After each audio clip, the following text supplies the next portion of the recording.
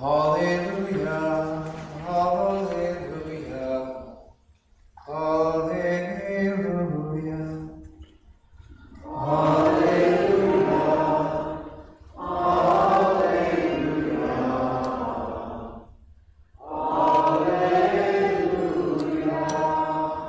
The Lord be with you.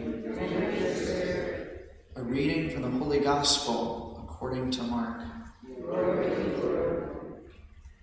Jesus said to his disciples, "Is a lamp brought in to be placed under a bushel basket or under a bed, and not to be placed on a lampstand? For there is nothing hidden except to be made visible. Nothing is secret except to come to light. Anyone who has ears to hear ought to hear." He also told them, "Take care what you hear.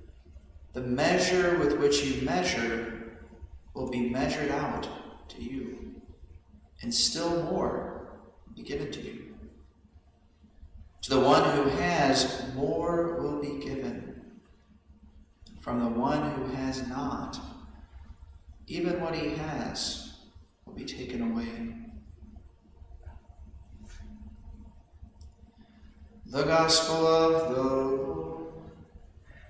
Praise to you, Lord Jesus Christ. So there's two very common ways of thinking about Christianity in our modern age, which is not faithful to the central message of Jesus. On the one hand, there's people who think that if we are faithful to God, he will be faithful to us in all things. Right? In other words, he'll protect us from any harm or anything like that. And that is just simply not the faith of Christianity. The early apostles were all persecuted. Most of them were killed. Right? So just because we're a follower of Jesus and faithful doesn't mean that we're going to be protected. There's also a kind of, here in the United States, there's something called the prosperity gospel. That if we're faithful to God, he will give us an abundance. Right? He will make us more successful, more wealthy, more healthy. Right? All these different things, we will be prosperous. And of course, for the same reasons, we know that that is not true either. And yet, Jesus said, the more you give, the more will be given to you. The more you give, the more will be given to you. It's understandable why people might have those misunderstandings that I was just speaking about. Right? But the point of what Jesus is saying is something will be given to you, but it might not be what you expect. It's not going to be a promotion, right, or something like that. Right?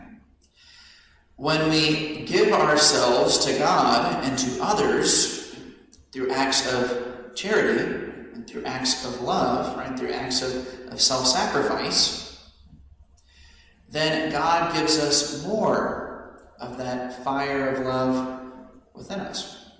Just as a parent, the more they sacrifice for their children, the more they feel like they are receiving. It's not necessarily that they're receiving more from their child. In fact, oftentimes as children go older, right, especially in the teenage years and things like that, they start to distance themselves. But the point is that charity, the virtue of charity, the virtue of love, right, the more that we give of it, the more it starts to take hold of our soul. And when we talk about who God is, when we say that God is love, that's saying that God is charity. And many of the saints, when they describe love and charity, they describe it as a sort of a fire that consumes us. So it's like the more that we give, the more that fire continues to be kindled. We're like the burning bush, which is just ever more burned up and consumed, and yet not destroyed. So it's absolutely true what Jesus says, is that the more that we give ourselves away, the more we feel like something is given to us. But again, it's not something material. It's God's very self that continues to increase in us. As Catholics, when we say that God gives us grace, different things. Grace is literally just the Spirit of God is given to us. That's why many of the saints, they were able to perform great miracles and to endure terrible suffering. It's because they literally had the power and Spirit of God within them. And the more they gave themselves to God, the more that grace and that fire and that Spirit consumed them evermore. So it's one of the beautiful mysteries of the Christian life is it's, the more we give ourselves away, the more God fills us up with that fire. And oftentimes for the people on the outside, it might seem really strange. But all of us are here at 6:30 in the morning on a Thursday, right? Not to come to the obligation Mass, but just a daily Mass, which is optional. Or people might think it's strange when you decide to get more and more involved in your parish and in your church, and more of your personal time gets taken away. But it's because people are on the outside. They literally are not experiencing that fire that is consuming us.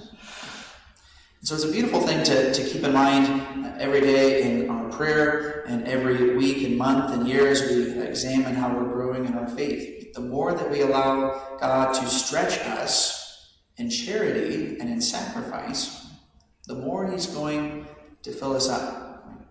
And that takes trust, to always allow ourselves to be stretched more and more to the life of charity and sacrifice.